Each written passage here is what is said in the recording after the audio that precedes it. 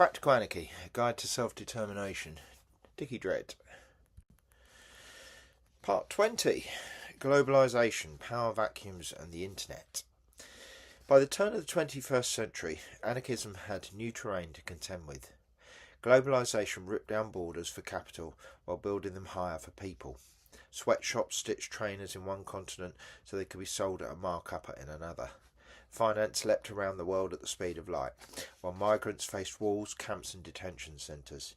In theory, it was a global village. In practice, it was the same old hierarchy, just wired up faster.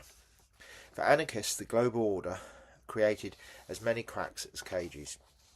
The new world economy was fragile, full of vacuums.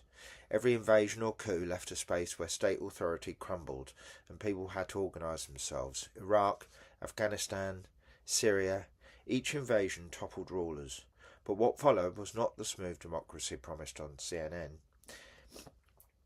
Instead, there were moments, however brief, when ordinary people had to manage survival themselves. Sometimes militias or warlords stepped in, sometimes local councils, neighbourhood assemblies and spontaneous networks did. The lesson was not that collapse equals chaos, but that power vacuums are openings, dangerous, messy, but also revealing how people can live without a state. Chomsky had long argued that globalisation is less about free people than free corporations, a system of global governance without consent, where decisions are made in boardrooms and enforced by militias. For anarchists, that diagnosis rings true. It is hierarchy on a planetary scale, stripped of even the pretence of democracy. Hart and Negri took it further, describing an empire that is diffuse and networked, with no single capital, but power embedded everywhere, making resistance both harder and more possible. The 1999 protests in Seattle against the WTO were an early reminder that global flows of capital could be disrupted by global networks of resistance. Activists used decentralised organising, affinity groups and direct action to blockade delegates. Black bloc tactics spread across borders as quickly as institutions they opposed. This was globalisation from below, a counterpower mirroring the very networks it resisted. The internet at first looked like the great leveller. Early hackers, cyberpunks and open source coders imagined it as a space beyond states, decentralised, borderless, cooperative. Jaron Lanier has written how the early dream of the web was one of empowerment, a new economy of sharing and creation. Peer-to-peer networks embodied anarchist principles. No central authority, just nodes talking to each other. Wikipedia, Linux, Creative Commons all showed how knowledge and tools could be built and shared without bosses. For a while, the internet felt like an anarchist utopia in the making. These hopes were carried further by explicitly anarchist and libertarian tech cultures. The free software movement, led by figures like Richard Stallman, argued that code should be a commons, free to use, adapt and share. Cyberpunk collectives built tools for privacy and encryption, insisting that secrecy and autonomy could be defended by mathematics as much as by Molotovs. Hack labs squatted tech spaces in cities from Barcelona to Berlin, turned code into community, offering free workshops and networks outside corporate control. Then came the sour turn. Corporate platforms centralised what had been free. Data became the new oil, mined from clicks and swipes. Algorithms controlled what people saw, feeding outrage and polarisation. Surveillance capitalism turned every interaction into a profit stream. The liberatory promise of the web curdled into new monopolies, Silicon Valley as the new empire. Lanier has been sharp on this too, warning that we are not the customers of the internet, we are the product. The digital commons, once sprawling, was fenced in by corporations. Anarchists had grappled with this shift. Hacktivist collectives like Anonymous tried to hold on to the dream of a borderless resistance, taking down government sites, leaking secrets, disrupting authoritarian propaganda. Others built mesh networks, cryptographic tools, and open source platforms to carve out spaces of autonomy. At the same time, the internet made state surveillance easier than ever. Power doesn't need to watch you through a policeman's window if it can watch you through your phone. Castells called this networked power, domination exercised not only by coercion but by shaping flows of information themselves. And now there's AI. For some, it looks like another leap forward toward freedom, tools that can write, create, imagine alongside us. For others, it's a new enclosure, centralised systems owned by corporations, hoarding data and shaping thought itself. Anarchists would say the issue is not the technology, but the control. A decentralised AI commons, open, transparent, accountable to those who use it, could be a tool of liberation.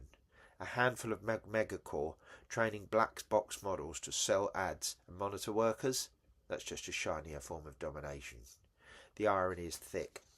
A technology that could amplify cooperation, dismantle drudgery is, in the wrong hands, another machine for surveillance, profit and control. The anarchist task, then, is not to reject it, but to wrestle for its form, to demand that intelligence, artificial or human, belongs to the many, not the few. This book will return to AI in more detail later. For now, it is enough to say the digital frontier, like every frontier, is a struggle over freedom. Part 21, Chapter Conclusion, Anarchism on the Edge of the 21st Century. As the 20th century closed and the new one opened, anarchism had become less a historical curiosity, a more persistent undercurrent. From Spain to Seattle, from hack labs to housing co-ops, the black and red thread kept weaving itself through the fabric of modern life. Anarchism at the edge of the 21st century is not a single movement or a unified ideology. It is a patchwork of practices, squats, communes, co-ops, protest networks, hacktivist collectives, indigenous land struggles, feminist assemblies. Some burn bright in moments of revolt, others smoulder quietly for decades. Together they prove that the desire to live without rulers is not an antique dream, but a living possibility. The challenges are formidable. States are more armed, corporations more entrenched, surveillance more subtle than ever. The failures of the 20th century revolutions, Spain crushed by fascism, Russia devoured by Bolshevik centralism, countless movements strangled by repression, still hang heavy. The rise of neoliberalism, global finance and digital monopolies has made domination at once more abstract and more intimate in our workplaces, on our screens, in the very language we use. And yet, cracks keep opening. Every disaster reveals people's capacity for self-organisation. Every protest camp or occupied square shows that strangers can govern themselves without leaders. Every co-op that feeds a community, every mesh network that roots around corporate servers, every free school that shares knowledge without hierarchy. All of these are rehearsals for a freer world. The internet, once hailed as the anarchist playground, has been fenced in, but its DNA of decentralisation remains, waiting to be reclaimed. Globalisation has tightened the grip of empire, but it has also linked struggles across borders. Power vacuums in war zones show both the dangers of collapse and the potential for grassroots survival. AI is arriving both as a threat and an opportunity, another battleground where domination can be reinforced or dismantled. The rise of social media has also sharpened these contradictions. Platforms built on surveillance and profit engineer addiction, amplify outrage and fuel polarisation. The result is a mounting mental health crisis, especially among the young people, and a political climate where far-right currents spread faster than solidarity. These are not side effects, but core features of an attention economy designed for profit, not well-being. Anarchists see this as both a danger and a challenge, proof that digital commons must be reclaimed if freedom is to mean anything in the networked age. The deeper analysis will come later, but here it is enough to note the struggle for autonomy is no longer only in streets and workplaces, but in the architecture of the platforms where millions now live part of their lives.